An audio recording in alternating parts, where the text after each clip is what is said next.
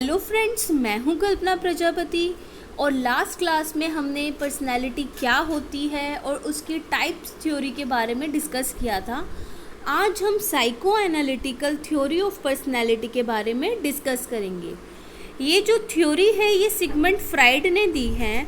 उन्होंने बोला कि we have to analysis the mental ability, कि हम किसी इंसान की इंडिविजुअल की मेंटल पर्सनैलिटी के बारे में हम तभी पता लगा सकते हैं जब हमें उसकी मेंटल एबिलिटी, कि उसकी मानसिक योग्यता कैसी है, कितना वो क्या कहते हैं किसी चीज़ों को कितनी जल्दी वो अंडरस्टैंड करता है, रिस्पॉन्स करता है, उसकी कॉग्निटिव थिंकिंग कैसी है, उसकी ग्रेस्पिंग पावर कैसी है। ये सारी चीज़ें जो मेंटल से, जो हमारे दिमाग से, हमारे माइंड से रिलेटेड होती है, वो पर्सनैलिटी को अफेक्ट करती है।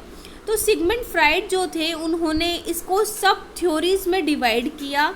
तो पहला जो उन्होंने डिवाइड किया वो है डायनामिक थ्योरी ऑफ पर्सनैलिटी के बेसिस पे उन्होंने डिवाइड किया इसे। अब उन्होंने बोला कि हर इंडिविजुअल जो है उनकी three types of mental activity करते हैं। हर इंसान कितने टाइप की एक्टिविटी करता है? 3 टाइप की।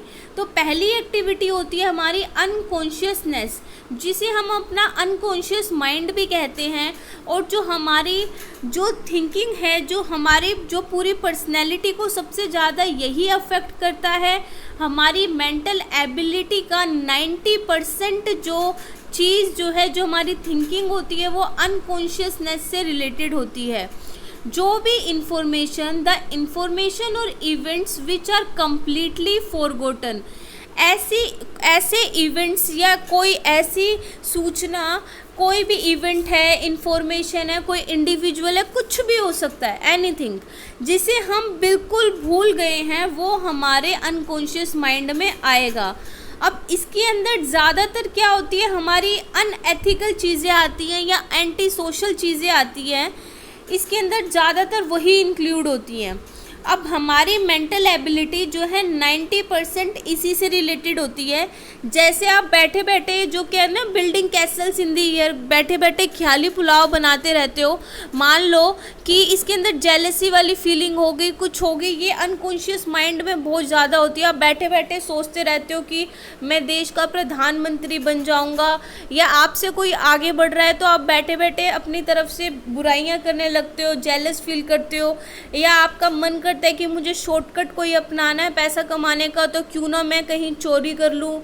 तो ऐसी इसके अंदर पॉजिटिव भी होती हैं, लेकिन ज़्यादातर अनएथिकल चीज़ें होती हैं। पॉजिटिव भी होती हैं लेकिन अनएथिकल का पार्ट ज़्यादा होता है। जैसे आप मान लो कि आपको मौका मिला हुआ है आपके पास होने का, क्या कहते हैं, आपको कुछ लर्न नहीं है, तो आप ये सोचते हो कि टीचर इधर नहीं देख रही कि मैं चीटिंग करूं या ना करूं। अगर आपका माइंड जो है, आपको जो है मन में 2 आंसर आपको हमेशा मिलते हैं, एक सही एक गलत। तो ये दोनों सही और गलत कौन सा माइंड देता है? हमारा अनकॉन्शियस माइंड हमें बताता है। कि जैसे लोग किसी का मर्डर कर देते हैं, कुछ कर देते हैं, तो हमेशा हमारा जो माइंड है हमें एक बार ज़रूर बताता है कि ये सही है या ये गलत है, लेकिन वो इंडिविजुअल के ऊपर होता है कि वो उस चीज़ को, इनमें से दोनों चीज़ों को किसको वो एक्सेप्ट करना चाहता है। तो जैसे आपने कोई घर बनाया तो दूसरा जो व्यक्ति है वो चिढ़ने लगता है कि उसका, तो ये सारी चीज़ें कि मैं उससे अच्छा करके दिखाऊंगा। या आपने जितने भी आपने देखा होगा टेररिस्ट होते हैं या जो रॉबरी करते हैं, जितने भी अनएथिकल काम होते हैं, जो ड्रग्स की डीलिंग कर रहे हैं, या जो कि जैसे जो पहले आप बहुत सुनते थे कि क्या कहते हैं, डॉक्टर्स क्या करते थे, वो जो पार्ट्स ऑर्गन्स होते थे वो पेशेंट्स के वो निकाल लेते थे। लेकिन तो ये क्या था, वो एक अनएथिकल काम था। उनके दिमाग ने एक बार उन्हें बोला होगा कि नहीं ये गलत चीज़ है, लेकिन किस चीज़ के आगे वो रुक गए कि उन्हें दिखा कि नहीं इससे मुझे पैसे मिलेंगे।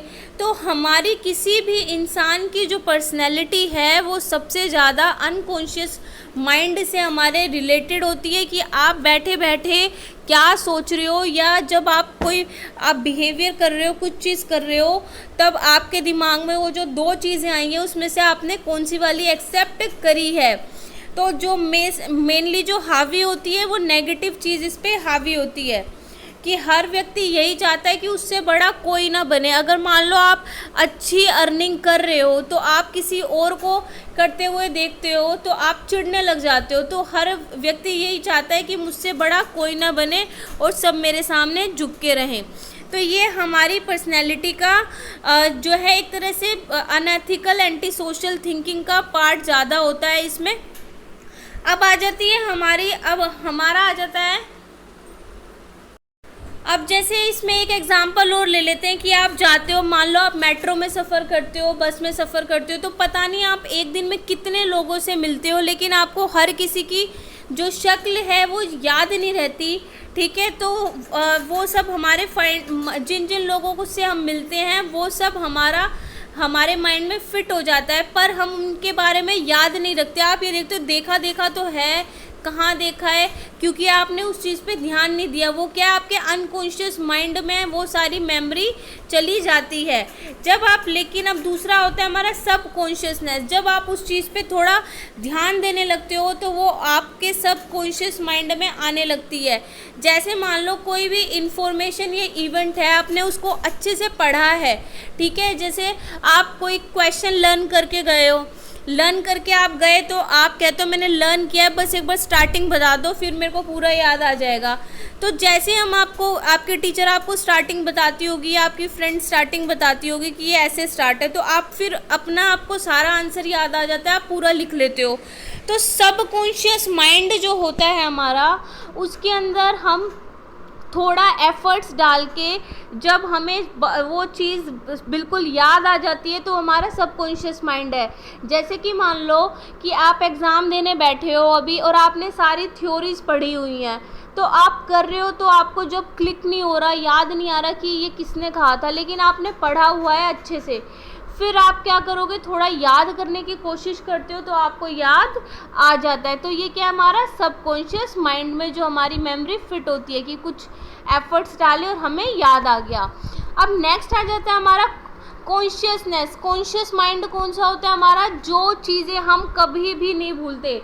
जैसे आपसे पूछा कि आपका नाम क्या है, तो आपने बता दिया, आपके पेरेंट्स का नाम बता दिया, एड्रेस बता दिया। ये जो भी चीज़ हर इंसान की अलग अलग होती है जो बिल्कुल नहीं भूलता। जैसे कि अगर मैं 2 का टेबल बोलूँ तो आपने बचपन से इतना ज़्यादा उसे 2 का टेबल लर्न किया है। अगर डिवाइड करने को आता है ना, तो आप ये देखना 2 के टेबल से आप जल्दी डिवाइड कर दोगे, लेकिन 12 का टेबल से डिवाइड करना होगा तो आप टाइम लोगे थोड़ा।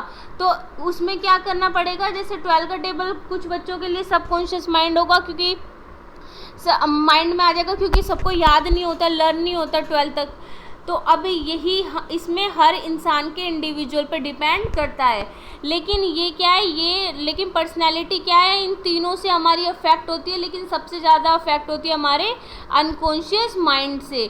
तो हम कहते हैं हमारा जो 90% जो माइंड है वो अनकॉन्शियसनेस से अफेक्ट होता है, कि जो हमें दिखाई नहीं देता, जो लोगों को दिखाई नहीं देता, लेकिन हम समझते हैं, हमारे दिमाग में जो चलता रहता है। अब दूसरी जो चीज़ है, सिगमंड फ्राइड ने दूसरा बोला कि स्ट्रक्चर ऑफ थ्योरी के बेसिस पे ना 3 फैक्टर होते हैं पर्सनैलिटी के। एक होता है हमारा इड, दूसरा ईगो, और एक होता है सुपर ईगो। ईगो एक उन्होंने कोई ऐसा वाला ईगो जो रियल मीनिंग है वो नहीं लिया हुआ इसका कि अहम अपने बारे में सोचना, बल्कि एक इमेजिनरी वर्ड है, कोई ऐसे इमेजिन करके कोई वर्ड उन्होंने लिख दिया ईगो। तो ये वो वाला ईगो है। अब इड का मतलब है ये ज़्यादातर हमारा अनकॉन्शियस माइंड है, उसके अंदर हमारे डील करता है, काम करता है। और ये इस वाली इड में क्या होती है, एक इंसान में एनिमल वाली फीलिंग आती है। जैसे कि मान लो वो ये सोचते हैं कि भाई मुझे बस पास होना है, तो चाहे मुझे कैसे भी नौकरी लगनी है, तो पढ़ने की जगह शॉर्टकट ढूंढते हैं कि क्यों ना मैं पैसे दे के नौकरी लग जाऊं। कि अगर मान लो ये कोई आपकी प्रॉपर्टी है, तो आप अपनी प्रॉपर्टी क्या है, शेयर नहीं करना चाहते। मान लो आपका भाई है, आप उसके साथ शेयर नहीं करना चाहते, आप क्या सोचते हो, क्यों ना मैं उसको जान से मार दूँ तो पूरी प्रॉपर्टी मेरी हो जाएगी। मान लो आपका जो बॉयफ्रेंड है या गर्लफ्रेंड है, कोई आपको चीटिंग कर रहा है, तो आप उसको छोड़ने की बजाय या क्या कहते हैं ब्रेकअप करने की बजाय आप क्या सोचते हो कि उसने मुझे चीटिंग करी है, अब मैं उसे छोड़ूंगा नहीं, तो आप उसका मर्डर कर देते हो। तो ये भी चीज़ें, जो भी चीज़ें आप बिल्कुल जल्दी में उसका आंसर चाहते हो, जैसे आपने देखा होगा मर्डरर हैं कि, और जो हमारे इमोरल एक्टिविटी करते हैं, एंटी सोशल लोग जो होते हैं, ये जितने भी हैं ये सारे इड में आते हैं।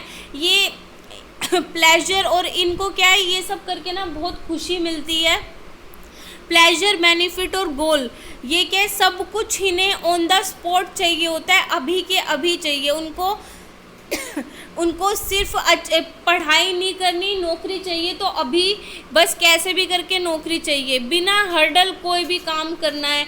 कि जा रहे हैं, अगर यूँ नहीं कि देखेंगे कि कोई रोड क्रॉस कर रहा है, इतनी जल्दी में होता है कि उन्हें लोगों को उड़ा देते हैं, एक्सीडेंट कर देते हैं, वो उनकी ये इनमें क्या होती है, एनिमल वाली फीलिंग। क्योंकि हमने अभी पढ़ा था ना अनकॉन्शियस माइंड, अनकॉन्शियस माइंड में क्या होती है, एंटी सोशल फीलिंग ज़्यादा होती है। पॉजिटिव भी होती है लेकिन एंटी सोशल ज़्यादा होती है, जो हमारे दिमाग पे हावी रहती है। तो वो इंडिविजुअल पे डिपेंड करता है कि वो कौन सी वाली फीलिंग को एक्सेप्ट कर रहा है। अब आ जाता है हमारा सुपर ईगो। सुपर ईगो होता है हमारा, सुपर ईगो में होता है, ये भी अनकॉन्शियस माइंड में काम करता है, लेकिन इस अनकॉन्शियस माइंड में होगा कि त्याग वाली फीलिंग, कि सेक्रीफाइस करना, कि मैं अपने देश के लिए, अपने सोसाइटी के लिए, अपनी कंट्री के लिए, फैमिली के लिए सब कुछ अपना जीवन देने को तैयार है। जैसे कि आपने क्रांतिकारी देखा होगा, जो क्रांतिकारी लोग के होते हैं, कहते हैं कि नहीं मैं अपना देश के लिए मैं अपनी जान भी दे दूंगा, फिर वो अपनी लाइफ सेक्रीफाइस कर देते हैं। या आपने ये भी देखा होगा ना, जो अपने क्या कहते हैं ह्यूमन बॉम्ब जो होता है, वो अपना क्या कहते हैं अपने कि उनकी एक थिंकिंग होती है कि हम अपने क्या कहते हैं देश के लिए अच्छा कर रहे हैं, तो वो अपना बॉम्ब लगा लेते हैं। या आतंकवादी भी जो होते हैं, आतंकवादी में जो उनके माइंडसेट ऐसा भर दिया जाता है धर्म के लिए, देश के लिए, जाति के लिए, तो वो उसे पॉजिटिव समझते हैं उसके लिए, तो वो सब कुछ सेक्रीफाइस करने को तैयार हैं। जो और इसके अंदर है कि अगर मान लो आपकी प्रॉपर्टी है कोई दो भाइयों की, तो वो लड़ाई झगड़ा नहीं करना चाहते, वो बल्कि कहते हैं कि आप मेरे हिस्से की प्रॉपर्टी भी ले लो। अगर मान लो आपका बॉयफ्रेंड या गर्लफ्रेंड आपको चीट कर रही है, तो ये इड वाले की तरह उसका मर्डर करने को तैयार नहीं हो जाते, बल्कि कहते हैं कि अगर वो ऐसा कर रही है तो ज़रूर मेरी ही गलती होगी, मैंने ही कुछ किया है, मेरे में कमी है, तो वो अपने आप को दोष देने लग जाते हैं। तो ये क्या होते हैं, या वो सुसाइड करने में अपनी जान गंवाने के लिए तैयार रहते हैं, सुसाइड कर लिया, या देशभक्ति में, हर चीज़ में ये क्या होते हैं, इनमें अनकॉन्शियसनेस में उनको जैसे सुसाइडल थॉट्स वाली फीलिंग भी रहती है इनके अंदर, ठीक है। तो ये सारे चीज़ें क्या आते हैं, मतलब सुपर ईगो, कि अपने आप को न्योछावर कर देना, ये इसमें आता है। अब ईगो, ईगो क्या होता है, जो हमारा इड और जो हमारी सुपर ईगो के बीच में बैलेंस करके चलते हैं, वो हमारी ईगो में आएगा। ये रियल वर्ल्ड में चलते हैं, बैलेंस करते हैं। जैसे कि दो भाइयों की अगर की प्रॉपर्टी है, तो ना तो वो क्या कहते हैं अपनी प्रॉपर्टी को छोड़ना चाहते कि उसको देना चाहते बिल्कुल, और दूसरा ना वो पूरी प्रॉपर्टी के लिए उसका मर्डर करना चाहते, बल्कि वो कहते हैं कि आधी आधी हम बांटेंगे। तो वो क्या कर रहे हैं, रियल वर्ल्ड में जी रहे हैं, बैलेंस कर रहे हैं। जैसे कि अगर मान लो अगर किसी का बॉयफ्रेंड गर्लफ्रेंड उसको क्या करते हैं, चीट करते हैं, इड वाले क्या कर रहे थे अपने कि उनका मर्डर कर दे रहे थे, और सुपर ईगो वाले कह रहे थे कि मेरी गलती है, ये है और मैं ही गलत था, तो खुद सुसाइड कर लेते हैं इस चक्कर में, चीटिंग के चक्कर में। जबकि ईगो वाले कहते हैं कि अरे ठीक है, हो गया और कोई नया मिल जाएगा, तो वो मूव ऑन करने में ध्यान रखते हैं। तो वो कौन करते हैं, वो ईगो वाले करते हैं, वो बैलेंस करते हैं। तो अब इसके अंदर है, इड और ईगो में बैलेंस जितना अच्छा होगा, मीडिएटर जितना अच्छा होगा, एक इंसान की पर्सनैलिटी उतनी ज़्यादा निखर के आएगी। अगर मान लो कि आपका जो इड अगर आपकी थिंकिंग के ऊपर हैवी है, इड ज़्यादा है, तो आपको बैलेंस बनाने में थोड़ी मुश्किल होगी आपको, और आपका सुपर ईगो हैवी है, तब भी बैलेंस बनाने में दिक्कत होगी। तो इड और ईगो का पूरा बैलेंस जो ढंग से बना पाएगा उसी का ईगो अच्छा होगा, उसी की पर्सनैलिटी अच्छी होगी। अब आ जाता है कि जो पर्सनैलिटी होती है वो स्ट्रॉन्ग ईगो पे बेस्ड होती है। कि हमें कहते हैं कि जो पर्सनैलिटी के लिए एक इंसान का, एक व्यक्ति का जो है ईगो कैसा होना चाहिए, स्ट्रोंग होना चाहिए। कैसा ईगो होना चाहिए, स्ट्रोंग। हमने बोला ना अभी, इसमें आपने देखा जो ईगो है बैलेंस करता है इड और सुपर ईगो के बीच में। और सबसे अच्छा पर्सनालिटी किसकी मानी जाएगी, जिसका स्ट्रोंग ईगो होगा, जो बैलेंसिंग बहुत अच्छे से कर रहा है, जो अच्छी तरीके से डिसीजन ले रहा है, अपने माइंड सेट अच्छे से रख रहा है, क्या कहते हैं अपने अनकॉन्शियस माइंड से अच्छे से डील कर रहा है वो। और अब है पर्सनैलिटी जो होती है ना इंडिविजुअल की, उसको एंजाइटी भी जो है, एंजाइटी भी उसको अफेक्ट करती है बहुत ज़्यादा। एंजाइटी का मतलब होता है चिंता करना। जब हमने साइकोलॉजी की फर्स्ट क्लास पढ़ी थी, याद कीजिए, तो उसमें मैंने मोटिवेशन के बारे में पढ़ाया था। और मोटिवेशन में मैंने एंजाइटी के बारे में भी पढ़ाया था कि अगर आपको किसी भी चीज़ की एंजाइटी है, मैंने एक चीज़ बताया था कि मान लो कि ये क्या है, अगर आपको बहुत हाई लेवल की, ये है हाई है, ये है आपका एवरेज और ये है लो। अगर मान लो भी आपका पेपर है और आपको बिल्कुल भी चिंता नहीं है, ऐश मार रहे हो, पढ़ नहीं रहे, तब भी आप सही नहीं कर रहे, आपको रिज़ल्ट अच्छा नहीं मिलेगा। ठीक है, अगर आप हद से ज़्यादा पढ़ रहे हो और हद से ज़्यादा चिंता कर रहे हो बहुत ज़्यादा, तब भी आपका रिज़ल्ट अच्छा नहीं मिलेगा। क्योंकि आप पेपर वाले दिन एंग्जाइटी में आपको इतने ज़्यादा आपको स्ट्रेस हो जाएगा कि आप कुछ कर ही नहीं पाओगे, वो जो स्ट्रेस को हैंडल नहीं कर पाओगे। इसलिए जो सबसे अच्छा होगा एवरेज, कि आपको डर भी होना चाहिए थोड़ा और थोड़ा डर नहीं भी होना चाहिए। तैयारी करो, बाकी सब छोड़ दो कि अच्छे से पेपर करो और बाकी सब भगवान पे छोड़ दो, जो होगा देखा जाएगा। तो ये क्या, एवरेज एंग्जाइटी होनी चाहिए। तो पर्सनैलिटी को एंग्जाइटी भी बहुत ज़्यादा अफेक्ट करती है। तो 3 टाइप से कैसे अफेक्ट करती है। पहली होती है हमारी एक्चुअल एंग्जाइटी। एक्चुअल होती है जो रियलिटी में है, ये एंग्जाइटी हमारी रिलेटेड होती है कि ये चिंता में लगे रहते हैं, ओहो कहीं मेरा एक्सीडेंट ना हो जाए, कहीं मुझे कोई बीमारी ना हो जाए। अपनी पर्सनल लाइफ से परेशान रहते हैं, अपनी हेल्थ से परेशान रहते हैं, या अपने घर वालों की हेल्थ के लिए रहते हैं कि एकदम में वो कुछ खाते नहीं है, एकदम हर चीज़ का परहेज कर रहे हैं कि नहीं मैं ये खाऊंगा तो मुझे ये हो जाएगा, अगर आज मैंने पूड़ी खा ली तो कहीं मेरा कोलेस्ट्रॉल ना बढ़ जाए। एक दिन खाने में भी ऐसे करते हैं। रोज़ रोज़ गलत होता है, लेकिन वो कभी कभी भी नहीं खाना पसंद करते क्योंकि उन्हें बहुत ज़्यादा चिंता रहती है कि कहीं मुझे कुछ हो ना जाए या मेरी फैमिली को ना हो जाए। तो ओवर करते हैं सारी चीज़ें, ओवर प्रोटेक्टिव वाला हो जाते हैं, वो ओवर एंग्जाइटी होती है। अब है न्यूरोटिक एंग्जाइटी। न्यूरोटिक होती है ये एंग्जाइटी जो है बैलेंस करती है इड और ईगो के बीच में। इड और ईगो अभी हमने पढ़ा था। इड जो हमें क्या बताता है, हमारी एनिमल वाली फीलिंग को बताता है कि अगर मेरे को प्रॉपर्टी पूरी चाहिए तो मैं अपने भाई का खून कर दूं तो मेरे को पूरी प्रॉपर्टी मिल जाएगी। ये अगर मेरे बॉयफ्रेंड ने चीट किया है तो मैं उसका मर्डर कर दूं। तो ये वाली जो एनिमल वाली फीलिंग। और ईगो क्या करता है, ईगो बैलेंसिंग के बारे में बात करता है। अगर आपका इड कहता है कि संपत्ति मार के ले लो और ईगो कहता है नहीं बांट कर, ईगो क्या कह रहा है आपको, नहीं किसी को मार कर नहीं, बांट के लेनी चाहिए। तो अब इसी वजह से चिंता रहती है कि अगर चिंता बढ़ी तो कहीं मर्डर ना हो जाए। इसका कहने का क्या मतलब है, कहने का मतलब है कि इड और ईगो, इड अगर आपका ज़्यादा हुआ, अगर आप में एनिमल वाली फीलिंग ज़्यादा हुई तो आपको ये रहती है कि कहीं मेरे से सामने वाले का मर्डर ना हो जाए। अगर मेरी पॉजिटिव चीज़ कम है और नेगेटिव ज़्यादा बढ़ती जा रही है तो वो आपके जैसे आप कुछ भी सोचते हो तो आपको 2 चीज़ें आती है ना आपके दिमाग में हमेशा। अगर नेगेटिव वाली ज़्यादा होती जा रही है तो आप ये सोचोगे कहीं वो नेगेटिव चीज़ ज़्यादा ना हो जाए। तो अब जैसे मान लो सबसे अच्छा एग्जांपल है सोने का। आपका पेपर है, आपका इड कहता है बहुत ज़्यादा हाई, ये कहता है सो जा सो जा सो जा। लेकिन आपका ईगो अगर हाई होगा, ईगो ज़्यादा होगा, बैलेंसिंग ज़्यादा अच्छी होगी आपकी, तो वो कहेगा नहीं पढ़ना है। तो आप क्या करोगे, आप मुँह धोगे और पढ़ोगे, नींद आएगी तब भी। तो जिसका इड ज़्यादा होगा, जिस इंडिविजुअल का, तो वो सो जाएगा। और जिसको होगा नहीं मुझे पढ़ना है तो कैसे भी करके वो पढ़ेगा, पानी से मुंह धोएगा या जो भी उसको करना होगा, लेकिन वो सोएगा नहीं। तो अब जो है इंडिविजुअल जो है बहुत ज़्यादा इस सिचुएशन में चिंता में रहता है कि अगर उसका ईगो कम हुआ तो उससे कुछ गलत काम ना हो जाए। अगर मान लो आपका ईगो कम हो कि पढ़ने का, कि ईगो नहीं है, हाई ईगो नहीं है, तो आप पढ़ोगे नहीं, आप सोते रहोगे, फिर पेपर वाले दिन आपको पछतावा होगा कि काश मेरा ईगो हाई रहा होता तो मैंने सब कुछ पढ़ लिया होता। तो ईड और ईगो ये होता है। अब आ जाता है हमारा